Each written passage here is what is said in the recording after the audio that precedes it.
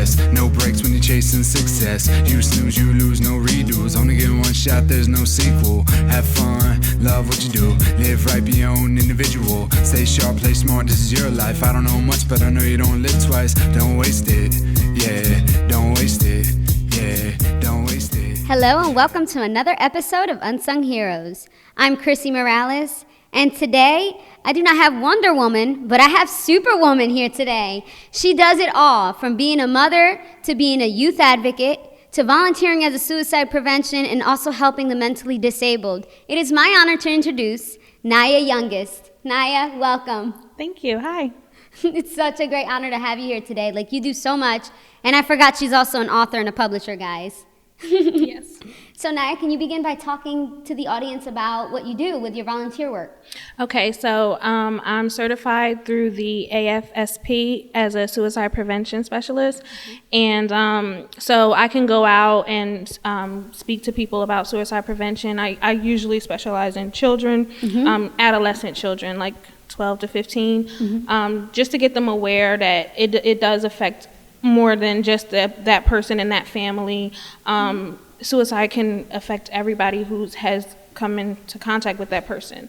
So, I go out and talk to people about suicide prevention amongst the youth and positive outlets that the youth can engage in instead of the negative ones that we usually hear about. Right. So, has this always been a passion of yours? Absolutely. I am a suicide survivor. Aww. So, it's always been something that has been important to me. I always believe that you should try to be what you needed when you were younger.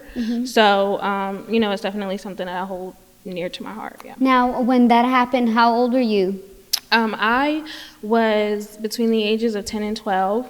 Okay. And then I went to another negative outlet between the ages of 12 and 15. So again, be what you needed when you were younger. And this all inspired you to then become a youth advocate? Absolutely, absolutely. I definitely feel like there's so many taboo topics that we're not allowed to talk about, and I feel like I went through so much as a young person. That's who I want to reach out to, because they're the people who we overlook. They're the people who aren't getting the help that they need and aren't being spoken to about what's important, and just trying to stay positive in a negative world. Right. And when did you start helping out the mentally disabled? When I was 19, I got into the profession of it. Okay. It's always been something, even as a young person, it's always been something that was important to me, just because I'm like really all for the things that people overlook. So or the people that other people overlook. So I just want to be an advocate for people who can't speak for themselves, or who need that extra support and that extra help. So when I was 19, I became a professional residential counselor. Oh, wow. And I was working with developmentally disabled children and adults, and I've stayed in that field for over 7 years. Wow, that's wonderful. Thank you. Are there any challenges to doing that kind of work? Oh, absolutely. So you don't get paid a lot, so it's definitely not a financial gain there. And so it's hard to, especially if you're in a relationship or something of that sort, to come home with bruises and things and then try to have to explain that to your significant other or something like, yes, I'm getting paid this amount of money to get my behind kicked. That's always fun to do. That conversation is always fun to have. Coming in see, she is Superwoman, guys. I wasn't lying. So yeah, that's it's definitely difficult, but I definitely feel like it's rewarding, because just even the little progress you see in individuals with developmental disabilities or mentally ill is definitely something. It's inspiring, and I definitely am grateful to have that compassion to be able to do that type of work. That's wonderful. Thank and you. I'm sure that having your background in that has definitely pushed you, to keep going with that. Oh, absolutely, for sure. I feel like, and a lot of people in the field as well, they say it's a stagnant field. Once you get in it, it's hard to get out of it, because it's something that's you just enjoy it so much, and it's I don't know. I don't really see myself doing anything else. Now, what would you say is your drive to keep going with doing this? Well, like I said, I definitely feel like you need to be what you needed when you were younger. So just, my experience as an adolescent, and again, like just seeing the reward that it gives me personally to see, individuals progress in society, and honestly, negativity inspires me so much because it's around us, and it's suffocating. And I just feel like whatever positive inspiration you can get, you need to hold on to it. Right. And you wrote a book about this. Yes. Right? I did. I told you guys. She's amazing. Thank you. I wrote Memories and Melodies, and I want to say it was almost an accident because I wrote it about my life, and writing is just a way that I process things. So I was writing it to process a situation that I was going through. And the more people that heard about the situation or was asking me about, like, what was going on, and what's that situation? Well, I moved back home. I was in Florida for a couple years. And I got married and to my children's father. And when I came home without my children's father, everybody was like, what is going on? What is happening? And so I didn't really was ready to talk about it at that time because it was, still going on. And so I was writing about it. And then as I processed it and pushed myself through the writing process, then I was able to tell them, what happened and what was going on. And they were like, well, let me read the book. What's up with that? Like, you wrote about it, let me read it. And so I was like, okay, I guess. And so the more people that got a little taste of what the book was about, kind of like pushed me to publish it. And I'm so grateful that so many people were able to take the positive aspect out of it, and that it definitely doesn't just talk about that situation. It talks about a lot of things that I went through as an adolescent and what basically put me in the situation of being married to my children's father, and how that disaster happened. And so they were able to take out that, even though I went through so much, I was still able to smile every day and still able to want to help other people. So I'm grateful for that, for sure. Like, what was going through your mind at the time while you were writing this book? Because I'm sure you were like, oh my gosh, everybody in the world is gonna see this. Yeah. They're gonna know about my life. What was going through your mind? That's the thing. I had no intentions of publishing when I wrote it. So when I did decide to publish, I was like, oh my gosh, I was preparing myself for the negative backlash, like, oh, they're going to say this, they're going to say that. And like I said, I'm so fortunate that they were able to take the positive aspect from it, because we do live in a negative society. So people talk about you every single day regardless. So I would rather you talk about me for the truth that you know than the lie that you believe. So I'm good with whatever you feel about me. I'm cool with that. And has there been any negative feedback that you've gotten from people? Oddly enough, if there has been, I haven't heard it. And well, that's good. Like, that's what I was looking for. Like, what happened?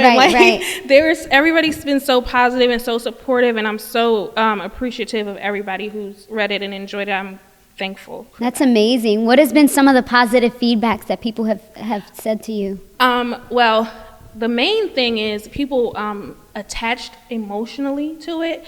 So, which I wasn't expecting. I wasn't expecting so many people to be able to relate to so much of it, which I feel like is unfortunate. But they were thanking me for my courage, for putting it out there. They definitely felt inspired. Because maybe something that I went through is something that they went through and haven't quite dealt with it. They kind of brushed it, which we do too often, just brush things under the rug or just try to bypass it or downplay it instead of really. I think that causes us to be hurt when we don't acknowledge it and don't really just process our emotions. We just.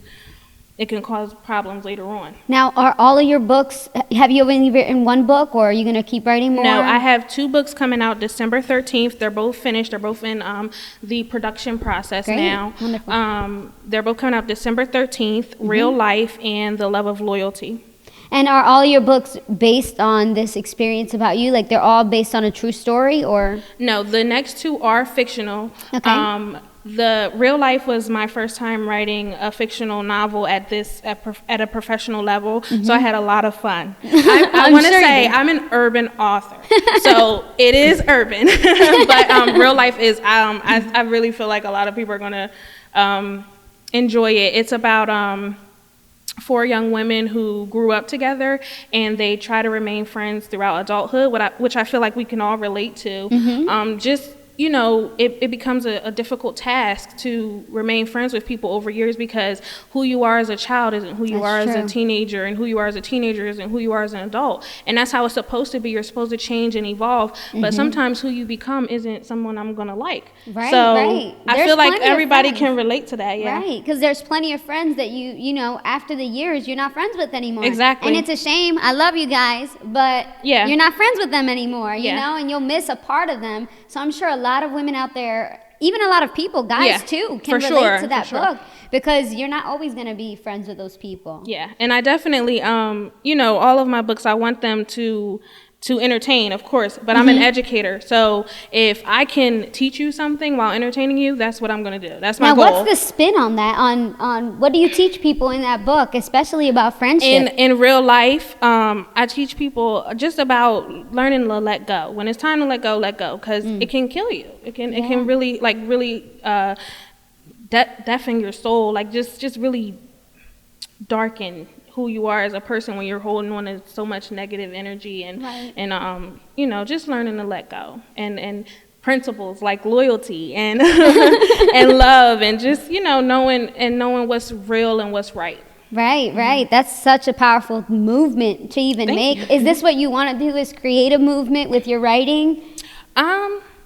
I don't know. I really just want to, like I said, I want to entertain people, and if you can learn something while being entertained, I'm all for that. Now, what would you say is the hardest part of writing this book, or writing your almost all these books that you're about to continue to write? I would say maybe the hardest thing is to organization. Right? That's funny, but I have children, and I'm inspired by almost everything.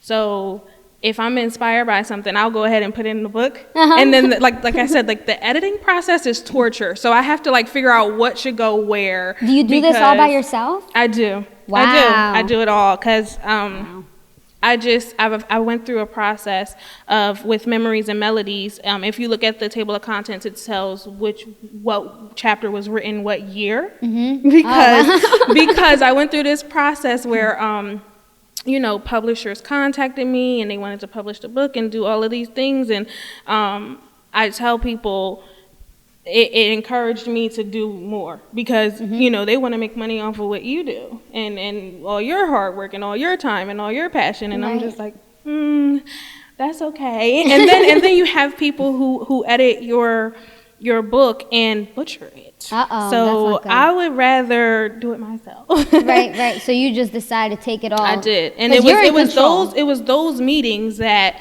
caused me to do it myself. It was those meetings with those professionals that made me feel like, all right, I'm gonna go ahead and do it myself. Now I'm gonna ask you a tricky question, because I like to kind of spin it in there. Sure. Who is your hero? Because you seem to do so much. Who is your hero that has driven you to become Superwoman?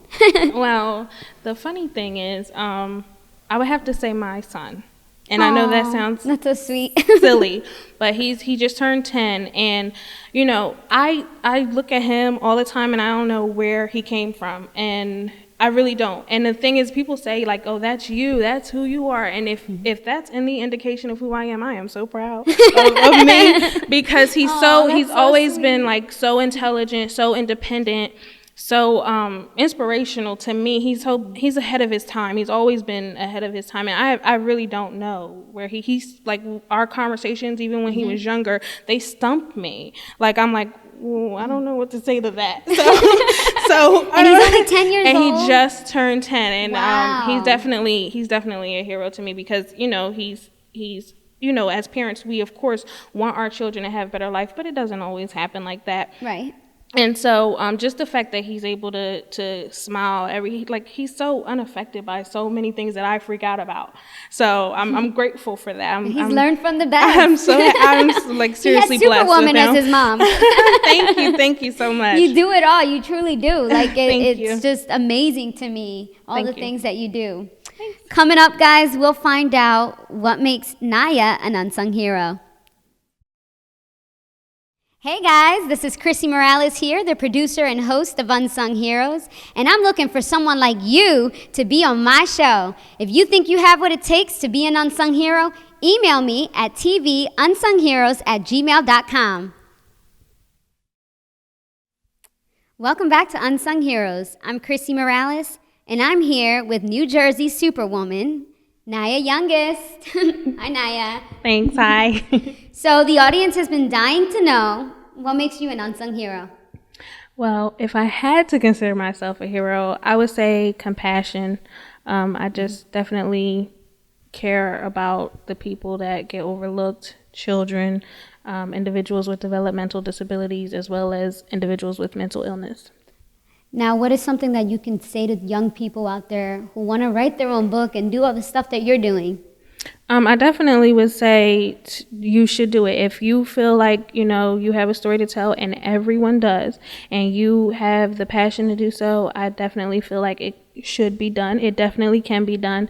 And you can definitely contact me if you need assistance, because I have no problem. I love helping people. And I would be happy to help anybody. Where can they contact you at? I'm available on all social media at Naya Youngest, Nia Youngest, like youngest person. And that's Facebook, Instagram, and Twitter. Wonderful. Now, if they want to find out about your book and read it, where is it on social media as well, or do you have a website? Yes, that information is available on social media, but Memories and Melodies is available on Kindle, Kobo, Barnes & Nobles, Smashwords, and thebookpatch.com. And Real Life and The Love of Loyalty will both be available on those outlets as well on December 13th. Wonderful. And they can find it. Are you going to have a printed copy of it, or? Yeah, they can order a hard copy on the book patch. Oh, awesome. Yep. Great. And are those the only 2 books? You got everything covered? Yes. I do want to tell you guys a little bit about The Love of Loyalty. It's about the taboo topics that we don't usually talk about. Mm-hmm. One of them is domestic violence and how we just started talking about that in society. But I wanted to talk about more than just the survivors, but the people who stay in those relationships, as well as what men are thinking about when they hit a woman. Ooh. How'd you get into the mind, how'd you get inside the mind of a man? Did you interview somebody, or how'd that work out? I am familiar with a few individuals who have been through certain situations. Okay. And, as a psychology major, I guess you could say, getting into people's minds is just something that comes natural to me. So you were digging deep in there. What is it that's going through your mind? Yeah. Now, what's next for you, Naya? You have so much going on with your family and your books and work. Well, thank you. Within the next few months, probably early next year, I want to start going out to schools and recreational centers and boys and girls clubs and things of that sort to talk about suicide prevention. It is a taboo topic still, but I do want to get people aware. And, unfortunately, it's one of those things where if it's not being talked about in the media, people are reluctant to believe that it exists. And it does, and it's definitely something that people should be aware of and try to help as many people as possible. I also have the 2 books coming out, Real Life and The Love of Loyalty, December 13th. And I'll always be a mother. And I'm also a youth educator. I work at an elementary school this year. And I continue to do that as well. That's awesome. Now, you have done so much. And, words can't even put together how amazing you are. Thank you. Except for Superwoman. She is Superwoman. Thank you. So, on behalf of Unsung Hero and I Am News Team, I would like to honor you as an unsung hero. Thank you so much. You're welcome. Thank you. Thank you so much, Naya, for being on my show. Thank you so much. Thank you for having me. To keep it tradition, you know what I'm pulling out. The Lord. selfie stick. Bam. We got to do the selfies. Let's hope it doesn't fall apart on me first.